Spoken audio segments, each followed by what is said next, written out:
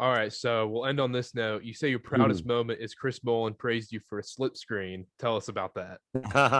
So when I worked at ESPN, thank you for asking that too.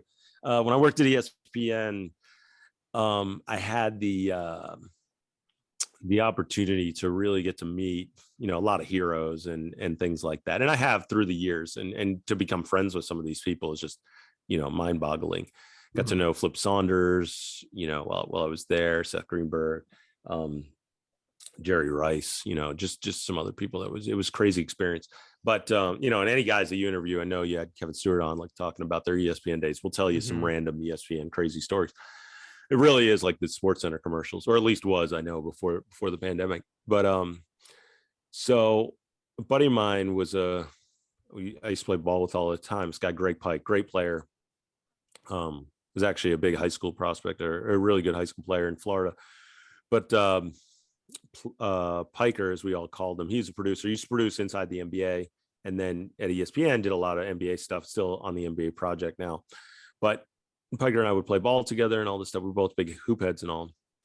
There's a bunch of leagues, and there was leagues all the time at ESPN stuff that were a lot of fun and great players. But so anyway, one day I'm at home, and he just calls me and says, "Hey, you got to come to LA Fitness. Um, John Barry and Chris Mullin want to get a game of 2-on-2 in." So I'm like, No I'm way. I am there. And so as quick as I possibly, I mean, keep in mind, I mean, I'm older than you guys, obviously. And so for me, like Chris Mullin's like not just like St. John's legend, but then like him with the Warriors. And I saw him play at Madison Square Garden against the Knicks when he was like in his heyday. It's Run TMC, and it's Yeah. him, Tim Hardaway, Mitch Richmond, and then like and also plays for the Pacers and Larry Bird's there. Like, I mean, just at Dream Team, like this is Dream Team or Chris Mullin, like one of the greatest players ever. Like, I got a Hall of Famer, all this. So I could not get there quick enough. So we ended up playing 2-on-2 at an LA Fitness. Put it this way, there are guys on the other side of the court. I don't think they even realized that, like, who Like it who it was. was? They just saw like four older guys playing ball and stuff, just playing. Although they definitely recognized real quick when they saw that John Barry and Chris Mullin did not miss. And like I said, my buddy Piker's a really good player too. He's like a mini Mullin, actually. He's a lefty. He's about 6'1", just shoots it like slow moving, but gets to his spots and like does not miss as a lefty, and really good passer. So yeah, so we were playing the game, and I was playing with Chris Mullin, and I go to set a screen on John Barry, and then I just slipped it instead of holding the screen still. And then Chris Mullin throws me one of his like legendary, passes, and I finish, and he's like, "Oh, look at this! Slips the screen. This kid knows Yeah. how to play." And I was like, "Okay, like you could have just killed me then," because I was like, Yeah. "There's nothing better in my entire That's the life. Like peak. it's better than the day I got married or had kids." I'm like, this is no, just playing. I'm playing, but no, it was an amazing experience. So yeah, I felt very lucky to get the chance to play with him. So, and by the way, I got to know Jay Williams through my time. You're a Duke fan, Hmm.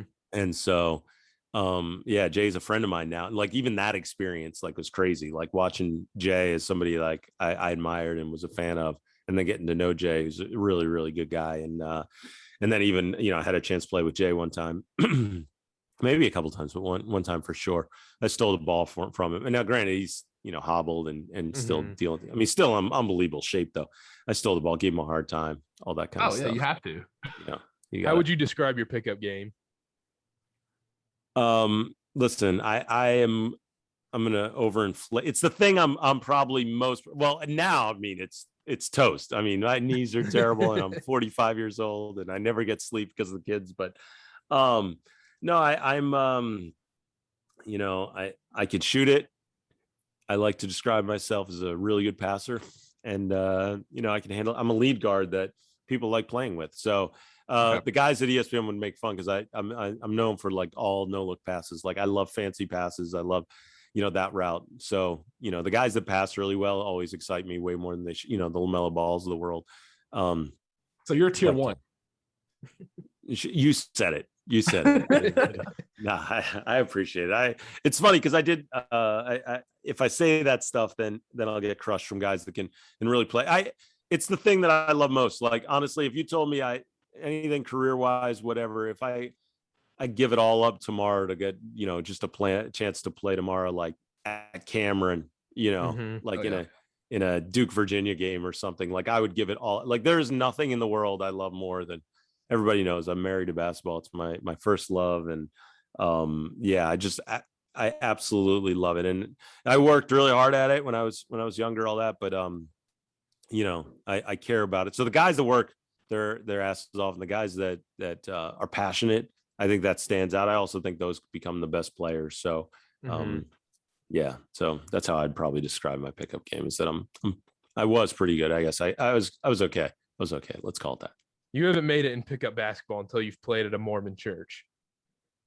Oh yeah, we're big Mormon church players. I have done that. I have done that. So, there you go. Yeah. I've played it. I've played pickup just about everywhere. So yeah, and throughout my life, I've gotten, I've played with the guys that show up, with like, wearing like jeans that just come right off the street in the city game. You know what I mean? Like no shirt, nobody wants to touch the guy. That kind Big of thing. elbows coming. Oh yeah. Guys that don't know how to play whatsoever. I've played pickup with, a lot of guys that don't know how to play, a lot of guys that do. Yeah, so I've definitely played pickup with just about everywhere, at every venue. And that's cool that you guys have played some. I mean, listen, fundamentally sound. Yeah. The Mormon church guys, they'll get mad if you're not taking care of your fundamentals either, or if you're not passing the ball, right? Yep. But everybody's Jimmer.